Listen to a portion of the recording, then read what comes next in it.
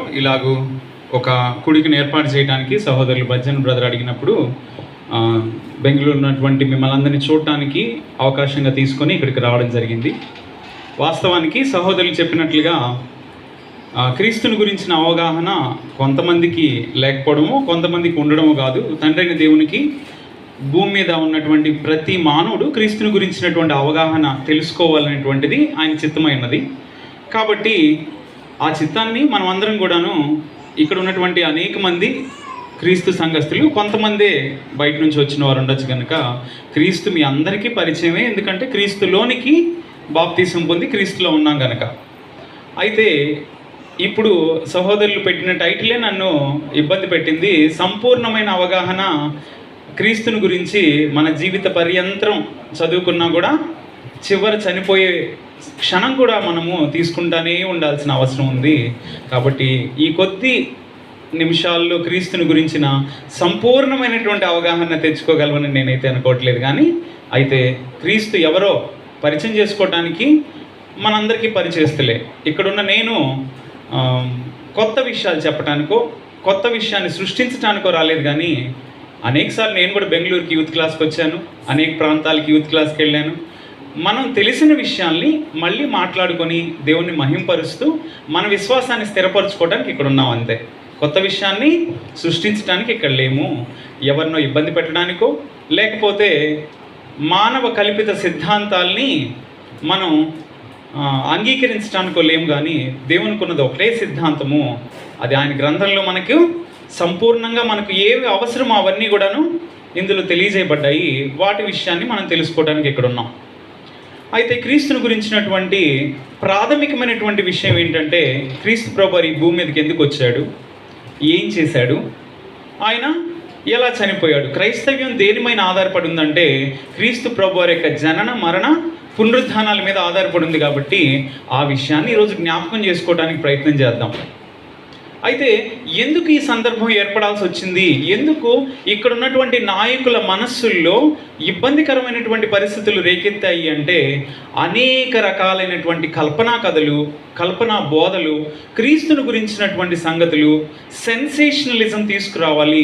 నేను చెప్పినట్టు ఇంకెవరూ చెప్పకూడదు, నేను చెప్పిన సిద్ధాంతాన్ని ఇంకెవరూ ప్రతిపాదించకూడదని కొంతమంది తమకు తాము శిష్యులు తయారు చేసుకోవడానికి ఆ రోజు పూర్వకాలంలో మొదటి శతాబ్దంలో ఎలాగైతే నికోలాయితులు ఉన్నారో, రకరకాల సిద్ధాంతాలను పుట్టించారో, ఈరోజు తమ స్వార్థపూరితమైనటువంటి మనస్సుతోటి సిద్ధాంతకర్తలు తయారయ్యారు. తామే క్రీస్తులని చెప్పుకొని, క్రీస్తు తర్వాత తామే ప్రవక్తలమని చెప్పుకొని అనేక మంది తయారయ్యారు. కాబట్టి అవన్నీ సత్యం కాదు. దేవుని వాక్యం మాత్రమే సత్యమైనది. సత్యమందు వాని ప్రతిష్ఠ చేయము, ఆయన వాక్యమే సత్యము. కాబట్టి ఆ సత్యాన్ని గ్రహించి ఉన్నది ఉన్నట్లుగా చదువుకొని మన జీవితాలకు అన్వయించుకునే ప్రయత్నం చేయటానికే మనం ఇక్కడ కూర్చున్నాం. వ్యక్తుల్ని విమర్శించడానికో వ్యక్తుల్ని విభేదించడానికో మనం లేము. ఎందుకంటే ఆ వ్యక్తుల ద్వారా మనం పరలోకానికి వెళ్ళబోవటం లేదు. కేవలం క్రీస్తు ఒక్కటే మార్గము, సత్యము, జీవమై ఉన్నాడు కనుక ఆ క్రీస్తు ప్రభువారి యొక్క మార్గం ఏమిటో, ఆయన సత్యం ఏమిటో, ఆయన జీవమైతే ఆ జీవాన్ని మనం ఎలా గ్రహించుకోవాలో నేర్చుకోకపోతే మన జీవితం వృధా కనుక వాటి విషయాల్ని మనం తెలుసుకోవటానికి ప్రయత్నం చేద్దాం. మొదటిగా వచ్చిన సందర్భం ఏంటంటే ఈ మనస్సుల్లో ఉన్నది సహోదరులు మీకు తెలియజేసినట్టుగా అందరికీ తెలిసిన విషయమే అన్నాడు ఆయన. ఏంటి తెలిసిన విషయం అంటే ఏదైతే అసత్య బోధ ఉందో అది పాపులర్ అయిపోయి బాగా తెలిసిన విషయం అయిపోయింది. ఏంటా తెలిసిన విషయం అంటే క్రీస్తు ప్రభువారి యొక్క దైవత్వాన్ని శంకించటం, ఆయన ఎవరో గుర్తించకపోవటం. ఆయన ఎవరో గుర్తించకపోగా తెలుగు భాషలో ఉన్నటువంటి ప్రాముఖ్యత ఏంటంటే 22, 26 అక్షరమాలతోటి అనేక భాషలుంటే తెలుగులో అక్షరమాల 56 అక్షరాలు ఉన్నటువంటి నుడికారంలో ప్రతిదానికి ఒక అర్థం ఉంది. ప్రతిదానికి ద్వంద్వార్థాలు ఉన్నాయి, విపరీత అర్థాలు ఉన్నాయి, ఆశ్చర్యార్థకాలు ఉన్నాయి. సందులు, సమాసాలు రకరకాలైనటువంటివి ఉపయోగించుకొని వారికి ఉన్నటువంటి వారి యొక్క నాలెడ్జ్ తోటి గ్రంథాన్ని తప్పుపట్టించే పరిస్థితుల్లో ఉన్నారు కనుక అది భాషలు ఎన్నైనా ఉండొచ్చు. ఇక్కడున్న వారు 4-5 భాషలు మాట్లాడే ఉన్నారు మీతో, ఇక్కడున్న వారిలో మీరు. అయితే ఈ భాషలు ఎన్నైనా దేవుడు ఒక్కడే, ఆయన సిద్ధాంతం ఒక్కటే. కాబట్టి ఆ విషయాన్ని మనం తెలుసుకునే ముందుగా అసలు క్రీస్తు ప్రభువారు ఎవరు అన్న విషయాన్ని మనం ముందుగా ఆయన ఈ భూమి మీదకి ఎందుకు వచ్చాడు అన్న విషయాన్ని తెలుసుకున్న తర్వాత 3 సెషన్లుగా మనం దీన్ని విభజిద్దాం టైంని. మనకు 2 వరకు చెప్పున్నారు కాబట్టి మొదటి సెషన్లో ఆయన యొక్క జననం ఈ భూమి మీదకి ఎందుకు జరిగిందో చూద్దాం. 2వ సందర్భంలో ఆయన ఈ భూమి మీద ఏం చేశాడో చూద్దాం. 3వ సెషన్లో ఆయన మరణించి ఎలా తిరిగి లేచాడో. ఇలా క్రైస్తవ్యం ఆయన జనన మరణ పునరుద్ధానాల మీద ఆధారపడి ఉంది కనుక ఆ విషయాన్ని ఈరోజు ప్రాథమికంగా ఆలోచించడానికి ప్రయత్నం చేద్దాం. ముందుగా క్రీస్తు ప్రభువారు ఎవరు అని ఈరోజు కాదు, ఆ రోజు క్రీస్తు ప్రభువారు ఎవరని ప్రజలు అనుకుంటున్నారన్న విషయాన్ని క్రీస్తు ప్రభువారు కూడా ప్రశ్నించాడు శిష్యుల్ని. ఆ సందర్భానికి వెళ్దాం. మత్తయి సువార్త 16వ అధ్యాయము. మత్తయి సువార్త 16వ అధ్యాయము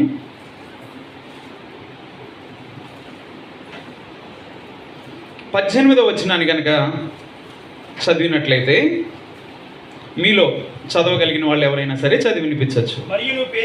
మరియు నీవు పేతురువు, ఈ బండ మీద నా సంఘమును కట్టుదును. కాబట్టి క్రీస్తు ప్రభువారు అక్కడ ప్రశ్నించినటువంటి ఈ ప్రశ్న, క్రీస్తు సంఘం అనబడేటువంటి ఎవరైనా సరే మొదటిగా వెళ్ళేటువంటి వచనం సంఘ నిర్మాణంలో. అయితే ఆ ప్రశ్న ఆయన ఇచ్చిన సమాధానం ఎందుకు అలాగ జరిగిందో చూడాలంటే ముందున్న వచనాలకి మనం కనుక వెళ్ళినట్లయితే క్రీస్తు ప్రభువారు అక్కడ ఒక ప్రశ్న అడుగుతున్నారు. మత్తయి సువార్త 16వ అధ్యాయం చూసినట్లయితే 13వ వచనం చూసినట్లయితే, మనిషి కుమారుడు ఎవరని జనులు చెప్పుకొనుచున్నారని తన శిష్యులు అడుగగా, యేసు ఫిలిప్పదైన కైసరు ప్రాంతానికి వచ్చినప్పుడు మనుష్య కుమారుడు అంటే తనను గురించి ప్రజలు ఏమని చెప్పుకుంటున్నారు అన్న విషయాన్ని అడిగినప్పుడు, వారు కొందరు బాప్తిసమిచ్చి యోహాననియు, కొందరు ఏలియానియు, కొందరు ఇర్మియానియు, మీ గురించి ప్రవక్తల్లో ఒకడు, లేకపోతే ఇర్మియా, యెషయా, బాప్తిసమిచ్చి యోహానని ప్రజలు రకరకాలుగా అనుకుంటున్నారు ప్రభువా, నువ్వెవరో వాళ్ళు చాలా విధాలుగా అనుకుంటున్నారని పేతురు సమాధానం చెప్పాడు. అప్పుడు క్రీస్తు ప్రభువారు మరొక ప్రశ్న అడుగుతున్నాడు. అందుకు ఆయన, మీరైతే నేను ఎవరిని చెప్పుకొనుచున్నారని వారిని అడిగారు. నేను ఎవరని చెప్పుకుంటున్నారు? ఈరోజు బజ్జన్న గారు చెప్పినట్టుగా క్రీస్తు ఎవరో చాలా మందికి తెలియటం లేదన్నాడు. అని ఏం తెలియదు. ఆ రోజు కూడా క్రీస్తు ప్రభువారు ఎవరో చాలా మందికి అర్థం కావట్లేదు. అప్పుడు ఆయన వాళ్ళని ప్రశ్నిస్తూ, సరే వాళ్ళందరి గురించి పక్కన పెడదాము, నాతో పాటు తిరుగుతున్నారు కదా మీరు 12 మంది, మీరు చెప్పండి నన్ను మీరు ఏమనుకుంటున్నారు అన్నప్పుడు పేతురు ఇనిషియేషన్ తీసుకుంటున్నాడు. ఆయన ఎవరో చెప్పే ప్రయత్నం చేస్తున్నాడు. అందుకు సీమోను పేతురు, నీవు సజీవుడవగు దేవుని కుమారుడు అయినా క్రీస్తు అని చెప్పాను. నువ్వెవరు అనుకుంటున్నావంటే సజీవుడగు దేవుని కుమారుడు అయినా క్రీస్తువి. అక్కడ 2 టైటిల్స్ ఇస్తున్నాడు. నీవు సజీవుడవగు దేవుని కుమారుడవు మరియు క్రీస్తువు. ఇక్కడ క్లారిఫికేషన్ ఏంటంటే, చాలామంది దేవుని కుమారుడు ఆయన మరణం పొందిన తర్వాత కుమారత్వాన్ని తీసేసుకున్నాడు, కుమారుడుగా మారిపోయాడు. ఆయన క్రీస్తు ప్రభువారు నిన్న నేడు నిరంతరము ఏకరీతిగా ఉన్నాడు. ఆయన తండ్రి లోకము పుట్టక ముందు నీ యొద్ద నాకు ఏ మహిమ ఉన్నదో ఆ మహిమతో నన్ను మహిమపరచు అంటే, ఆల్రెడీ మనం ఈ లోకం పుట్టక ముందే, జగత్తు పునాది వేయబడక మునికే ప్రేమ చేత క్రీస్తులో ఆయన నిన్ను నన్ను ఏర్పాటు చేసుకున్నాడు. కాబట్టి దేవుని కుమారుడు నువ్వు అవుతావని నేను నమ్ముతున్నాను అన్నాడా? దేవుని కుమారుడు అయినా క్రీస్తువని నాకు అనిపిస్తుంది అన్నప్పుడు అప్పుడు క్రీస్తు ప్రభువారు కింద రెస్పాండ్ అవుతున్నాడు. అందుకు యేసు, నీవు ధన్యుడువు, పరలోకమందున నా తండ్రి ఈ సంగతి నీకు బయలుపరిచింది మనుషులు ఎవరు కాదు. నేనెవరో అన్న ఐడెంటిటీని నీకు చెప్పింది ఎవరు? తండ్రి అయిన దేవుడే నీకు ఆ ఐడెంటిటీని తెలియజేశాడు. నేను అక్కడ సజీవుడైన దేవుని కుమారుడు అనేది మనకు అర్థమవుతుంది. క్రీస్తు అంటే అభిషేక్తుడు. ఏం అభిషేకించబడ్డాడు? మరియమ్మ గర్భాన పశువుల పాకలో పుట్టినప్పుడు కిరీటం పెట్టి అభిషేకం పొందాడా? లేకపోతే ఆయన పరిచర్య చేస్తున్నటువంటి ఆ సందర్భంలో ఎవరన్నా ఆయన్ని కిరీటం పెట్టి అభిషేకించారా? లేదా ఆయన్ని యూదుల రాజుగా హేరోదుని తీసేసి ఆయన్నే ఉన్న పెట్టారా? మరి ఎప్పుడు ఆయన క్రీస్తు, ఎప్పుడు ఆయన అభిషేకించబడ్డాడు, ఎక్కడుంది ఆయన రాజ్యము, ఆయన రాజు ఎప్పుడయ్యాడు, ఆయన ప్రభు ఎప్పుడయ్యాడు, ఆయన దేవుని కుమారుడుగా ఈ భూమి మీద పిలువబడినటువంటి సందర్భాలు ఏమిటి, ఎవరైనా? ఈరోజు ఆ ప్రశ్నకు సమాధానం పేతురు చెప్పాడు. నీవు దేవుని కుమారుడు, సజీవుడకు దేవుని కుమారుడవైన క్రీస్తువు అని సమాధానం చెప్పాడు. ఈరోజు మన సమాధానం ఏంటి? ఆయన ఎవరు, ఆయన ఎవరు? అదే సమాధానం మనం కూడా చెప్పాలనా, వేరే సమాధానం చెప్పాలనా? ఆ సమాధానం మనం చెప్పాలంటే మొదటిగా సస్పెన్స్ లేకుండా ఆ సమాధానం మనం ఎందుకు చెప్పాలో చూసిన తర్వాత ఆయన రాజ్యం ఎక్కడుందో కూడా చూసే ప్రయత్నం చేద్దాం. ఆయన సజీవుడకు దేవుని కుమారుడు అయిన క్రీస్తు అన్నాడు కదా. కిందకు వద్దాం తర్వాత. అందుకు యేసుక్రీస్తు ప్రభువారు పేతుర్ని అప్రిషియేట్ చేశాడు. ఇది నీ వల్ల కలిగిన జ్ఞానం కాదు, మనుషులు ఎవరు చెప్పింది కాదు, పరలోకం నుంచి ఉన్న దేవుడే నీకు ఈ జ్ఞానాన్ని తెలియజేశాడని చెప్పాడు. ఆ తర్వాత, నీవు పేతురువు, ఈ బండ మీద నా సంఘమును కట్టుదును, పాతాళలోక దారులు నీతో చెప్పుచున్నాను. ఇక్కడ మరియు నీవు పేతురు ఎందుకు? ఆయన చెప్పిన తర్వాత ఇక్కడ చాలామంది చదువుకున్న వాళ్ళు ఉన్నారు. 18వ వచనంలో సెంటెన్స్ స్టార్ట్ చేసేటప్పుడే మరియు అన్నాడు. అక్కడ ఎవరన్నా ప్రసంగించేటప్పుడు మరియు అని మొదలు పెడతారా? మరియు అనేది ఒక కనెక్టింగ్ వర్డ్, ఒక కంజంక్టివిటీ, ఒక కప్లింగ్ మీడియా. అంటే రెండు కాంటెక్స్ట్ని జతపరిచి ఉంచేటి మధ్యలో మాట్లాడేటప్పుడు మరియు అండ్ అనే పదాన్ని ఉపయోగిస్తాం కదా. ఆయన పైన దేవుడే నీకు ఈ జ్ఞానాన్ని కలగజేశాడు అని చెబుతూ మరియు కింద సెంటెన్స్ కంటిన్యూ చేస్తున్నాడు. నీవు పేతురువు, ఇక్కడ ఉన్నటువంటి వాళ్ళందరూ క్రీస్తు సంఘంలో చాలామంది ఉన్నారు. చెప్పండి ఆన్సరు. ఈ బండ మీద అంటే బండ అంటే ఎవరు? ఇక్కడ గమనించాలన్నమాట. ఇక్కడ చిక్కొచ్చింది మనకి. ఎందుకంటే మూల పాఠాల్లోకి వెళ్ళేసరికి వేరే సందర్భంలో మనకు ఆయన బండగా, ఆ బండే క్రీస్తు అని 1 కొరింథీ 10:10 చూసేసి దాన్ని ఇక్కడ కనెక్ట్ చేసుకుంటున్నాం మనం కదా. కాదు. ఇక్కడ ఉన్నటువంటి ఈ బండ ఏంటి అంటే, మనం ఇప్పుడు గ్రీకు భాషలోకి మళ్ళీ మీరు గూగుల్లో సెర్చ్ చేసుకోండి, లేదా గ్రీక్ బైబిల్ ఉన్న చూడండి. 18వ వచనంలో పెట్రాస్ అంటే పేతురు, పెట్రా అంటే బండ, రాయి. పెట్రాస్ అంటే ఒక పుంలింగం. మనం హీకి షీకి తేడా తెలుసు కదా మనకి. ఆ స్త్రీలింగం పుంలింగం లాగా పెట్రాస్ అంటే పేతుర్ని పుంలింగంతో రాస్తున్నాడు. ఈ పెట్రా రాయి లేదా బండ వస్తువు. మనం అది ఇలా పట్టరండి, ఇది ఇలా తీసుకురండి, ఈ వస్తువుల్ని స్త్రీలింగంతో పోలుస్తాం మనం. పెట్రా అంటున్నాడు. మరియు నీవు పేతురువు, ఈ బండ మీద అక్కడ ఉన్నటువంటి స్ట్రాంగ్ పవర్, అక్కడ మనకి పవర్, స్ట్రెంగ్త్ ఇవన్నీ కూడాను పర్యాయ పదాలు. ఈ బండ, రాయి ఇవన్నీ పర్యాయ పదాలు. పెట్రా అంటే అర్థం ఏంటంటే స్ట్రాంగ్ ఆబ్జెక్ట్, రాయి లేదా బండ. ఏంటి ఆ స్ట్రాంగ్ ఆబ్జెక్ట్? అక్కడ ముందు మరియు అన్నదానికి వచ్చినానికి ముందుకెళ్దాం. ఇప్పుడు మనం మరియు అన్నదానికి వచ్చినానికి ముందుకెళ్తే క్వశ్చన్ ఏంటి? నేను ఎవరు? ఆన్సర్ ఏంటి? నీవు సజీవుడైన దేవుని కుమారుడివి. నేను సజీవుడైన దేవుని కుమారుడిని కనుక్కున్నావు కదా క్రీస్తునని. ఆ స్ట్రాంగ్ బండ అయినటువంటి విశ్వాసం మీద, ఆ గట్టి నమ్మకం మీద నేను దేన్ని కడతాను?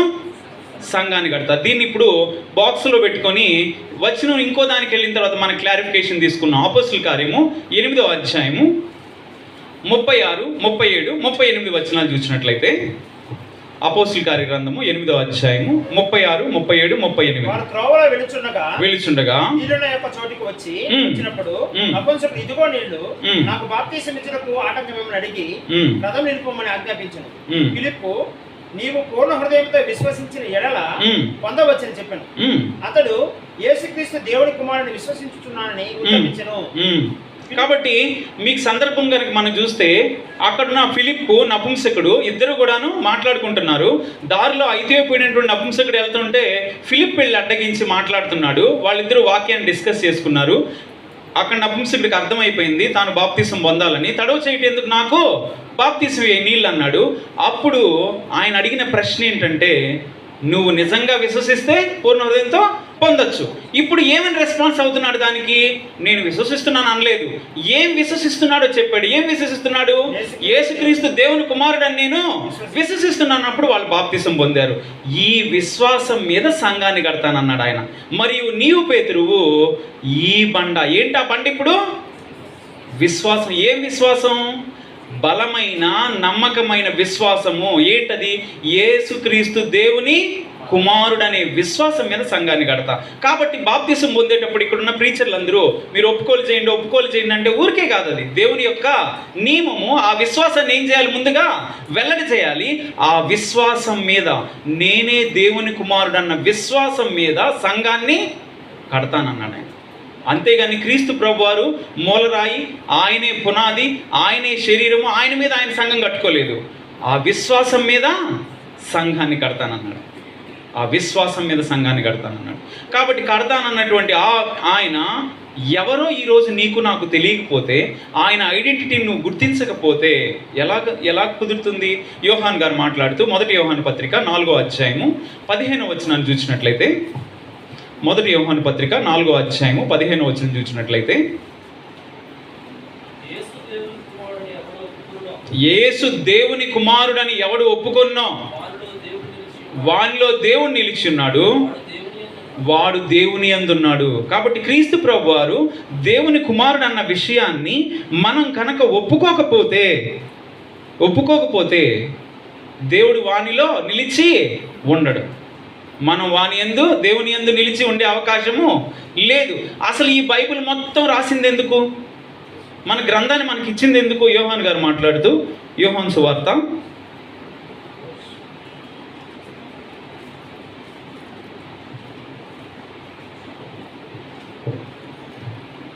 20వ అధ్యాయము 31వ వచనం.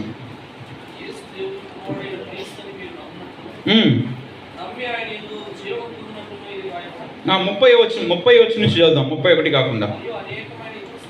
అనేకమైన సూచక్రియలు యేసు తన శిష్యులు ఎదురు చేసెను, అవి ఈ గ్రంథమందు రాయబడి ఉండలేదు కానీ యేసు దేవుని కుమారుడైన క్రీస్తు అని మీరు నమ్మి ఆయన నామమందు జీవం పొందినట్లు ఇవి వ్రాయబడ్డాయి. ఈ బైబిల్ మొత్తం మీకు రాసి ఇచ్చింది, ఈ లేఖనాలు అనుగ్రహించింది ఆయన ఎన్ని అద్భుతాలు చేశాడో, ఎన్ని సూచక్రియలు చేశాడో మీరు తెలుసుకుంటారని కాదు. అలా రాయాలంటే ఈ భూలోకమే సరిపోదు, కొన్ని మీకు అవసరమైనవి రాసాం ఇక్కడ.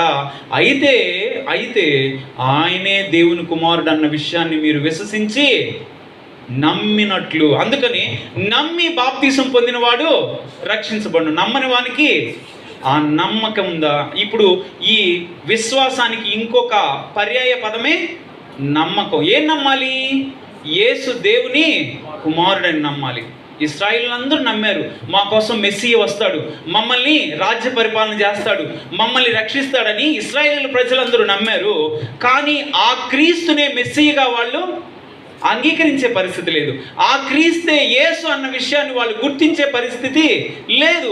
అందుకని పేతురు గారు మొదటి ప్రసంగం చేస్తూ పెంతెకోస్తు పండగ దినాన్న, మీరు సిలువ వేసిన ఈ యేసుని దేవుడు ప్రభువుగాను క్రీస్తుగాను నియమించాడు, నమ్మండి. ఓ ఇశ్రాయేలీయుల ప్రజలారా, మీరందరూ రూఢిగా తెలుసుకోనాలని నేను మీకు చెబుతున్నాను. అపోస్తలుల కార్యాలు 2వ అధ్యాయం 36వ వచనంలో మీరు రూఢిగా తెలుసుకోవాల్సింది ఏంటంటే యేసే క్రీస్తు అని, ఆయనే ప్రభు అని మీరు గుర్తించాలి.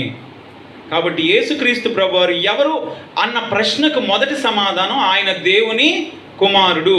కుమారత్వాన్ని కొనుక్కోలేదు, కుమారత్వాన్ని సంపాదించుకోలేదు, కుమారత్వాన్ని ఎవరు ఆయనకు అరువుగా ఇవ్వలేదు. మీ సొంత కుమారుని ఆయన దేవుడు సృష్టించే ఈ భూమి మీద మనలాగా సృష్టించబడ్డ వ్యక్తి కాదు. జగత్తు పునాది వేయబడకమునుపే క్రీస్తు ప్రభువారు ఎవరితో ఉన్నాడు? దేవునితో ఉన్నాడు. మొదటగా ఆదికాండంలో మనం 1వ అధ్యాయం 27 చూస్తే, మన పోలిక చొప్పున మనము నరులను, ఆ మనములో ఎవరున్నాడు? క్రీస్తు ప్రభువారు ఉన్నాడు, పరిశుద్ధాత్ముడు ఉన్నాడు, తండ్రి అయిన దేవుడు ఉన్నాడు. ఆదికాండం 11వ అధ్యాయంలో బాబేలు గోపురం కట్టేటప్పుడు మనము దిగిపోయి, ఆ మనములో ఎవరున్నారు? తండ్రి అయిన దేవుడు ఉన్నాడు, క్రీస్తు ప్రభువారు ఉన్నారు, పరిశుద్ధాత్ముడు ఉన్నాడు. మనము అని దేవదూతలతో అనటం లేదు, కెరూబులు సెరుబులు అనటం లేదు, మనుషులు కలుపుకొని మాట్లాడట్లేదు. దైవత్వంలో 3 వ్యక్తులు కనిపిస్తున్నారు ప్రతి చోట మనకి. తండ్రి అయిన దేవుడు, క్రీస్తు ప్రభువారు, పరిశుద్ధాత్ముడు. మీరు సర్వలోకానికి వెళ్ళి, సర్వ సృష్టికి సువార్త ప్రకటించండి. ఆ సువార్త ప్రకటించేటప్పుడు ఎలా బాప్తిసం ఇవ్వాలంటే, మీరు ఆయన పరలోకమందును భూలోకమందును సర్వాధికారం నాకు ఇవ్వబడి ఉన్నాయి కాబట్టి మీరు తండ్రి యొక్కయు కుమారుని యొక్కయు పరిశుద్ధాత్మ యొక్కయు నామంలోనికి వారికి బాప్తిసం ఇచ్చుచు నేను మీకు ఏ సంగతులను ఆజ్ఞాపించుతునో వాటిని అన్నింటినీ గైకొన వల్లని వారికి తెలియజేయడు. ఒకవేళ క్రీస్తు ప్రభువు లేకపోతే, బాప్తిసంలో ఆయన యొక్క అధికారం లేకపోతే ఏం పని? పరిశుద్ధాత్మని అధికారం లేకపోతే ఆయనతో ఏం పని? కాబట్టి ముగ్గురి ప్రజెన్స్ ప్రతి సందర్భంలోనూ కనిపిస్తుంది. వాళ్ళు వేరు చేసి పోటీ పెడుతున్నారు క్రీస్తు ప్రభు వారికి, తండ్రి అయిన దేవునికి. అయితే పరిశుద్ధాత్ముడు ఇంకొక ఆయన ఉన్నారు కదా, ముగ్గురికి పెట్టండి రన్నింగ్ రేసు. చాలాసార్లు నేను చెప్పాను, దైవత్వంలో ముగ్గురు వ్యక్తులు ఉన్నారు అక్కడ. మనం కాదనటానికి మనకు అర్హత లేదు. బైబిల్ అలా ఎవరైనా మాట్లాడితే దైవత్వంలో ముగ్గురు లేరన్న విషయాన్ని బైబిల్ ఖండిస్తుంది. ఎవరైతే దేవుడు క్రీస్తు ప్రభువారు మానవుడిగా సృష్టించి మాట్లాడుతున్నారో వాళ్ళని నేను ఈ వేదిక మీద నుంచి హెచ్చరిస్తున్నాను. ఆయన దైవ కుమారుడు, ఆయన పరలోకం నుండి భూలోకానికి వచ్చిన వ్యక్తి. పరిశుద్ధాత్ముడు గురించి మాట్లాడుతూ నేను వెళ్ళందే, యోహాను సువార్త 13, 14, 15, 16 అధ్యాయాలు చూస్తే శిష్యులతో మాట్లాడుతూ నేను చనిపోతున్నానని మాట్లాడుతున్నాడు. ఆయన చనిపోతున్నాను ప్రభువా ఎలా నువ్వు? నేను పోనీని అంటున్నాడు పేతురు. నో నేను వెళ్ళాల్సిందే. అయితే వెళ్ళి నేను మిమ్మల్ని అనాథలుగా వదిలిపోను, మీ కొరకు ఒక ఆదరణకర్తను పంపిస్తాను. ఆయన్ని మీ దగ్గరికి పంపించినప్పుడు ఆయన మిమ్మల్ని సర్వసత్యంలోనికి నడిపిస్తాడు. ఆయన తనంతట తాను ఏమి బోధింపక వేటిని వినునో వాటిని మీకు తెలియజేస్తాడు. సంభవింపబో సంగతులు మీకు తెలియజేసి మిమ్మల్ని సర్వసత్యంలోనికి నడిపిస్తాడు. తండ్రి కలిగినవన్నీ నావి, ఆయన తండ్రి వాటిలో నుంచి మీకు తీసి బోధించును కనుక నన్ను ఆయన మహిమ పరుస్తాడు. నేను వెళ్ళనిది ఆయన మీ యొద్దకు రాడు. ఆయన నన్ను తండ్రిని మీరేమన్నా సరే మీకు క్షమాపణ దొరుకుతుంది, కానీ పరిశుద్ధాత్మ గురించి మీరు మాట్లాడితే యుగ యుగాలు మీకు క్షమాపణ దొరకదు. మరి పరిశుద్ధాత్ముడు ఒక వ్యక్తి ఉన్నాడు కదా, సంచికరువుగా ఇవ్వబడ్డాడు కదా. ఆ రోజు అపోస్తులకి ఉచ్చరింప సఖ్యము కాని మూలుగులతో మనం ఎలాగో ప్రార్థన చేయాలో మనకు తెలియదు కాబట్టి మన పక్షమున ఆయన విజ్ఞాపన చేస్తున్నాడు. మరి ఆయన కూడా తీసుకొని రండి మధ్యలోకి, అప్పుడు దైవత్వాన్ని గురించి మాట్లాడదాం. కేవలం తండ్రి కుమారుడు ఉన్న పదజాలాన్ని ఉపయోగించుకొని క్రీస్తు ప్రభువారు కేవలం నరుడిగా ఈ భూమి మీద సృష్టించబడి వచ్చినట్లుగా, ఈ భూమి మీద ఆయన పాత్ర అయిపోయినట్లుగా, ఆయనకేమీ తెలియదని, ఆయన ఏమీ చేయలేడని మాట ఎందుకు వాడారు, బైబిల్లో ఎలా వాడారు, ఏది సందర్భం అనే విషయాన్ని మానేసి అపార్థం చేయడమే కాకుండా మనుషుల్ని అసత్యం వైపు నడిపిస్తున్నటువంటి వ్యక్తుల్ని ఖచ్చితంగా దేవుడు శిక్షిస్తాడు. ఎందుకంటే బైబిల్ చెప్తుంది, ఒక పొల్లైనా ఒక అరైనా తీసేయకూడదు, కలపకూడదు. ప్రతి పదానికి అర్థం ఉంది కదా, ప్రతి వాక్యానికి అర్థం ఉంది కదా, ప్రతి వచనానికి, ప్రతి అక్షరానికి. మరి గ్రంథాన్ని మనం చదివేటప్పుడు, మనం నేర్చుకునేటప్పుడు వ్యక్తుల యొక్క మనస్సుల్లో నుంచి గ్రంథం మెదలలేదు. పరిశుద్ధాత్మ ప్రేరేపణ వలన లేఖనాలేది మానవుని యొక్క ఇచ్చ నుంచి కలగలేదు కదా. మరి దేవుడు రాయించిన ఈ గ్రంథాన్ని దైవ గ్రంథంగా భావించి మనం చదువుకోవాలి, నేర్చుకోవాలి, జీవ మార్గాన్ని తెలుసుకోవాలి. సరే, మళ్ళీ మనం టాపిక్లోకి వెనక్కి వద్దాం. క్రీస్తు ప్రభువారు ఎవరు అంటే the immediate answer will be the son of God, దేవుని యొక్క కుమారుడు. నాకు వివాహమైంది, నాకు ఒక కుమారుడు ఉన్నాడు, కుమార్తె కూడా ఉంది, కుమారుడు ఉన్నాడు. వాళ్ళు, నేను మనిషిని, వాళ్ళు అంతేనా? ఇంకేమన్నా జీవరాశిలో నుంచి వేరేది అవుతుందా? అలాగే దేవుడు ఉన్నాడు, ఆయన దేవుడు. ఆయనకున్నటువంటి లక్షణం మానవత్వం కాదు, జంతుతత్వం కాదు, ఆయన దైవత్వం. ఆయనకు ఒక కుమారుడు ఉన్నాడంట. ఆయనకి ఇప్పుడు ఏముంది? మానవత్వం ఉంటుందా, దైవత్వం ఉంటుందా, జంతుతత్వం ఉంటుందా? ఎల్కేజీ పిల్లోడిని అడిగితే చెప్పే సమాధానం, 5 సంవత్సరాల పిల్లోడిని అడిగితే చెప్పే సమాధానాన్ని మహా గ్రంథాలు పఠించిన వ్యక్తులందరూ ఏం మాట్లాడుతున్నారు? జాకబ్ గారు యూత్ క్లాస్ నిర్వహించారు, న్యూ లైఫ్ బిహేవియర్ అని బెంగళూరులో వచ్చాం. అంకుల్ మాట్లాడుతూ ముగింపు పలుకుతూ చెప్పిన మాటలు ఏంటంటే, బైబిల్ చాలామంది చదువుతారు, 5 సార్లు చదివాడంట ఒక వ్యక్తి బైబిల్ సంపూర్ణంగా. ఏది 5 సంవత్సరాల్లో 5 సార్లు చదివానన్నాడట. ఆ రోజు ఆరాధనకు వచ్చి చివరిలో కూర్చున్నాడట. ఆయన ఆరాధనలో ప్రభు వల్ల కార్యక్రమం వచ్చింది, వస్తూ ఉంది. ఈ వరుస నుంచి వెళ్ళిన వాడు ఒకడు ఆ చివరి నుంచి ఒక సహోదరుడు పంచుకుంటూ వస్తుంటే ఆయన దగ్గరికి రాగానే ఆయన చివరిగా కూర్చున్నాడు కాబట్టి మొత్తం ఆ ప్రభు వల్ల రొట్టె అంతా మడిచి నోట్లో పెట్టేసుకున్నాడంట. అక్కడ పంచే వ్యక్తి జాకబ్ అంకుల్ స్టేజ్ మీద ఉంటే చూసి అన్నాడట, జాకబ్ అంకుల్కి అర్థమయ్యి మొత్తం తినేసినట్టున్నాడని, సరే అని ఒక పాట పాడించి నువ్వు తీసుకురా ఈ లోపల అన్నాడట. మళ్ళీ తీసుకొస్తే మళ్ళీ పంచిపెట్టాక అంకుల్ 5 సార్లు ఆ ప్రబుద్ధుడు బైబిల్ చదివాడట. రొట్టెలో పార్టిసిపేట్ చేయడం తెలియదు, చదివితే ఏమి చదవకపోతే ఏమి లాభం. నపుంసకుడు అక్కడ చూస్తే నాకు ఎవరైనా వివరిస్తే తప్ప ఎలా అర్థమవుతుంది అని కనుక్కున్నాడు కదా, కనీసం కనుక్కోలేదు ప్రశాంత్. ఆ అబ్బాయి వచ్చి మొత్తం రొట్టె తినేసి ఆ రోజు మాకు లేట్ చేశాడు ఆరాధన కార్యక్రమాన్ని. అంటే ఇప్పుడు మన సండే స్కూల్ పిల్లలైనా సరే వచ్చినప్పుడు రొట్టె వాళ్ళు తీసుకోకపోయినా తల్లిదండ్రులు తీసుకుంటుంటే చూస్తుంటారు, ఎలా తీసుకోవాలో వాళ్ళకి తెలుసు. వ్యత్యాసాన్ని గురించి మాట్లాడుతున్నా, దేవుడు తెలియకపోవడం తెలియడం. కాబట్టి మినిమం కామన్ సెన్స్, ఆయన దైవత్వం కలిగిన వ్యక్తి, దేవుని కుమారుడు.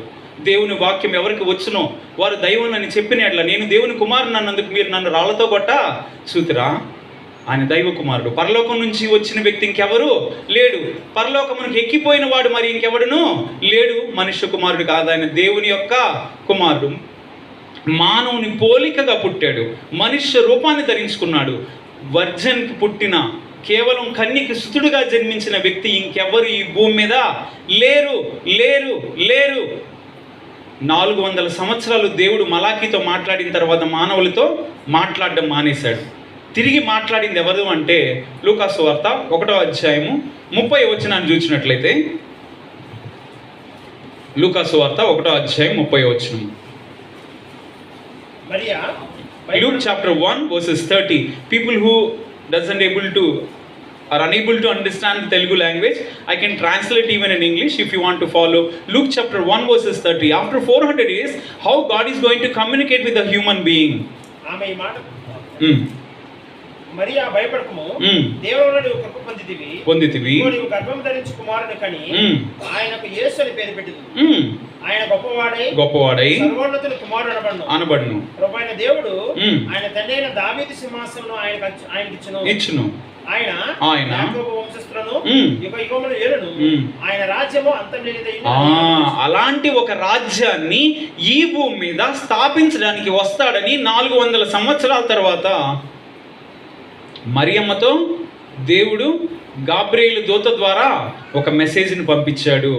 ఆయన ఈ భూమి మీదకి వచ్చినటువంటి పని ఏంటంటే, ఆయన ఎవరో మనం గుర్తించాం, ఆయన దేవుని యొక్క కుమారుడు. ఆయనకి ఏముంది? దైవత్వం ఉంది. మానవత్వం ఉన్న ఎవరినైనా సరే ఏమని పిలవాలి? మనిషికి పేరుందా లేదా?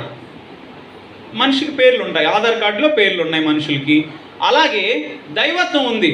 మొదట మనం ఆదికాండం 4వ అధ్యాయంలో చూస్తే యెహోవా పేరట ప్రార్థన చేయటం మొదలైంది. యెహోవా ఎవరో? అబ్రహాము, ఇస్సాకు, యాకోబు దేవుణ్ణి ఎలా మాట్లాడారు, ఎలా పిలిచారంటే యావే, యెహోవా అనే సందర్భంలో అక్కడ యెహోవా అని పేరు పిలుస్తున్నారు ఆయన్ని. ఆయనకు ఒక పేరు ఇచ్చారు. అలాగే యేసుక్రీస్తు అనేటువంటిది, యేసు అనేది వాళ్ళ అమ్మ పెట్టిన పేరు, క్రీస్తు అనేటువంటిది ఆయనకి ఇచ్చినటువంటి టైటిల్. డిఎస్పి, ఎస్పి ఉంటారు కదా, అట్లా ఆ టైటిల్ ఏంటంటే ఆయన అభిషక్తుడు, ఆయన క్రీస్తు, ఆయన మెస్సయ్య, ఆయన ఈ భూమి మీదకి రావాల్సిన వాడు, రక్షకుడు, క్రీస్తు ప్రభువారు. అయితే దేనికి వచ్చాడు ఆయన? ఎందుకు వచ్చాడు ఆయన ఈ భూమి మీదకి? ఆ విషయాన్ని అర్థం చేసుకుంటే ఆయన ఎవరు? ఇప్పుడు మనకు ఒక నాయకుడు వచ్చాడు, ఆయన రోడ్డు మరమ్మతులు చేయించడానికి ఒక ఆర్డర్ వేసి వెళ్ళిపోయాడు. ఆయన ఎవరు అంటే ఆయన సర్పంచ్ అండి అన్నారు. ఓకే. ఇంకొక ఆయన వచ్చాడు, ఈ బెంగళూరు మొత్తం నేను బాగు చేయగలను అన్నాడు. ఎవరంటే మినిస్టర్ అండి అన్నారు. ఇంకొక ఆయన వచ్చాడు, రాష్ట్రం మొత్తం నేను బాగు చేస్తానని మాట్లాడాడు. ఎవరంటే ఆయన ముఖ్యమంత్రి గారండి. ఇంకొక ఆయన వచ్చాడు, దేశం మొత్తం నేను బాగు చేస్తాను అన్నాడు. ఎవరు ఆయన అంటే ప్రధానమంత్రి అన్నారు. అయితే పరలోకం నుంచి ఒక వ్యక్తి వచ్చాడు, ఈ భూమి మీద నేను మొత్తం ఒక రాజ్యాన్ని స్థాపిస్తానన్నాడు. ఎవరు ఆయన? రాజుగా వచ్చాడు. ఏం పని చేయడానికి వచ్చాడంటే రాజరికం చేయడానికి వచ్చాడు. అయితే రాజ్యాన్ని ఆయన ఏం చేయాలంటే స్థాపించాలి. ఆ రాజ్య స్థాపనకు ఈ భూమి మీదకి ఆయన వచ్చాడు. ఆయన పని అది. ఆయన పనిని మనం కనుక్కుంటే ఆయన ఎవరో మనం మళ్ళీ గుర్తించడానికి అవకాశం ఉంది. రాజ్యము ఈ భూమి మీద స్థాపించడానికి వచ్చిన క్రీస్తు ప్రభువారు వాళ్ళ లెక్కల ప్రకారం అతను కేవలం మానవుడై దైవ కుమారుడుగా దైవత్వాన్ని పొందుకొని ఉంటే, కేవలం కాస్త తీసుకొని ఉంటే, ఆయన ఈ భూమి మీద రాజ్యాన్ని ఎలా స్థాపించాడు? స్థాపించకుండా పరలోకానికి వెళ్ళిపోయి చాలామంది మతశాఖలు చెప్తున్నట్టు, ప్రభువా ప్లాన్ ఏ ఫెయిల్ అయిపోయింది, నేను రాజ్యాన్ని స్థాపించలేకపోయాను, మళ్ళీ 2వ రాకడలో వెళ్ళి రాజ్యాన్ని స్థాపించి 1000 ఏళ్ళు పరిపాలన చేస్తానని చెప్తున్నాడా? ఎవరాయన? నువ్వు ఆయన ఎవరని భావిస్తున్నావు? ఆయన ఎవరు ఈ భూమి మీద? ఆయన ఎవరుగా వచ్చాడు? ఎందుకు వచ్చాడు? ఆయన ఫెయిల్ అయిపోయాడా? ప్లాన్ బి కోసం ఎదురు చూస్తున్నాడా? మళ్ళీ రాజ్యాన్ని మూట కట్టుకొని రావడానికి వస్తున్నాడా ఈ భూమి మీద కంటే? ఒకసారి ఆయన సిలువని గుర్తు చేసుకుందాం. సిలువలో చివరిగా ఆయన చెప్పిన మాట ఒక మాట, 7 మాటలు, మనకు ఎన్నో మాటలు చెప్పాడు. మనుషులు అవన్నీ మర్చిపోయి చనిపోయేటప్పుడు ఏం చెప్పాడో అదే గుర్తుపెట్టుకుంటుంటారు. తల్లిదండ్రులు జీవితాంతం మంచి మాటలు చెప్తుంటారు పిల్లలకి, వాటినేటిని పట్టించుకోకుండా చనిపోయేటప్పుడు నాన్న నాకు బిర్యానీ బాగా ఇష్టం అనగానే చనిపోయిన రోజు గుర్తు చేసుకొని బిర్యానీ తెచ్చాడు పెడుతుంటారు. మా డాడీకి బిర్యానీ అంటే భలే ఇష్టం. నీకు ఏం చెప్పాడో జీవితాంతం అవసరంలే ఆ చివరి మాటలు. అలా తయారైపోయారు. క్రీస్తు చివరి మాటలు 7 మాటలు జ్ఞాపకం చేసుకుంటాం. ఆయన మాట్లాడినంతా మన కోసమే కదా. అయితే ఆ చివరి మాటలనే జ్ఞాపకం చేసుకుంటే చివరి మాట ఏంటి? సమాప్తమైనది. తెకలస్కై, కంప్లీటెడ్. ఏం ఫినిష్ చేశాడు ఆయన? ఏం సమాప్తం చేశాడు ఆయన? తండ్రి తనకిచ్చిన చిత్తాన్ని నెరవేర్చడానికి, ఈ భూమి మీద రాజ్య స్థాపన కోసమే కదా ఆయన వచ్చింది. మరి స్థాపించుకుంటే ఏం సమాప్తం అయిపోయింది అన్నాడు? తన లైఫా సమాప్తమైంది చెప్పింది?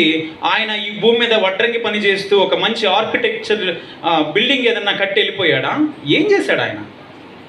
ఈ భూమి మీద రాజ్యం స్థాపించాడు. ఎక్కడా రాజ్యం? ఏదా రాజ్యం? ఎవరి గురించి మాట్లాడుతున్నాం మనం అంటే, సజీవుడైన దేవుని కుమారుడగు క్రీస్తు ఆయన గురించి మాట్లాడుతున్నాం. దేవుని కుమారుడు అన్నదానికి ఇంకేదన్నా డౌట్ ఉందా? క్రీస్తు ప్రభువారు బాప్తీసం పొందారు. మత్తయి సువార్త 3వ అధ్యాయము. ఆయన బయటకు వస్తున్నాడు యోహాను దగ్గర నుంచి బాప్తీసం పొంది. పరలోకం నుంచి పావురం రూపంలో పరిశుద్ధాత్మ ఆయన మీదకు వాలగా, ఆకాశం నుండి ఈయన నా ప్రియకుమారుడు, ఈయన యందు నేను ఆనందించుచున్నానన్న ఒక స్వరం వారికి వినబడింది. ఆయన ఎవరో ఎప్పుడు చెప్తున్నాడు? ఆయన చనిపోయి తిరిగి లేచిన తర్వాత చెప్పట్లా. ఆయన నీళ్ళలో నుంచి బాప్తిజం తీసుకొని బయటికి ఒడ్డుకు రాగానే ఈయన నా ప్రియకుమారుడు, ఈయన యందు విశ్వసించు. ఆ విశ్వాసం మీద కడతానన్నాడు సంఘాన్ని. అలాగే క్రీస్తు ప్రభువారు పేతురును యోహాను వెంట పెట్టుకొని కొండ మీదకి వెళ్ళినప్పుడు ఏలియా మోషేలు అక్కడ ప్రత్యక్షమైనప్పుడు పేతురు వాళ్ళని చూసి నీకు ఒకటి, మోషేకు ఒకటి, ఏలియా ఒకటి, నేను పర్ణశాలలు కడతానన్నప్పుడు ఆకాశం విరవబడింది. క్రీస్తు ప్రభువారు అయితే పర్ణశాలలు వద్దని చెప్పాడు. అయితే పరలోకం నుంచి ఒక స్వరం విన్నారు వారు, ఈయన ప్రియకుమారుడు, ఈయన మాట మీరు వినుడి. మరి ఆయన ఎవరో గ్రంథం అంత క్లియర్గా చెప్తుంటే ఆయన దేవుని ప్రియకుమారుడు అంట. ఆయన మాట మనం వినాలంట. ప్రతి నామము కంటే పైనామంగా ఆయన చేయబడ్డాడు. ఆయన నాలుకను మనం, ఆయన ప్రతి నాలుక ఆయన్ని స్తుతించాలి. ప్రతి మోకాలు ఆయన నామాన్ని వంగాలి.